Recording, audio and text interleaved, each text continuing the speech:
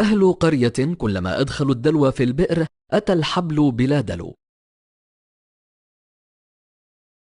قيل إن أهل قرية كانت لهم بئر يشربون منها، وحصل أنهم كلما أدخلوا الدلو في البئر أتى الحبل بلا دلو.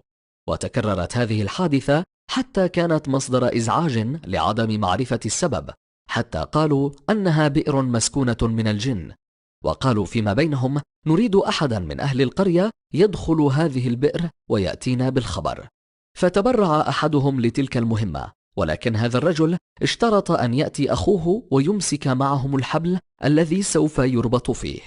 فاستغرب أهل القرية من شرطه وطلبه، وهم مجموعة وأقوياء للقيام بهذه المهمة، وحاولوا إقناعه ولكن دون جدوى. وافق أهل القرية على طلبه، وأتوا بأخيه ليمسك معهم الحبل. ودخل الرجل ليستشرف الخبر، فوجد قردا داخل البئر، وهو الذي يفك الدلو داخل البئر. فحمل القرد على رأسه دون أن يخبرهم، وقال لهم: اسحبوا الحبل. فلما دنا من البئر نظروا شيئا غريبا خارجا من البئر، فظنوا أنه شيطان، فتركوا الحبل وولوا هاربين.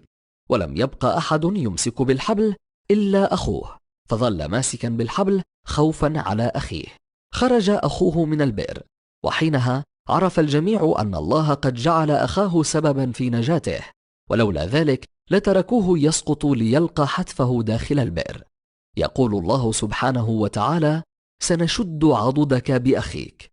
لم يختر الله من الأقارب لشد العضد إلا الأخ، فتحاشى كل ما يوتر علاقتكما، فلن تجد في الدنيا شخصا يشد عضدك مثل أخيك.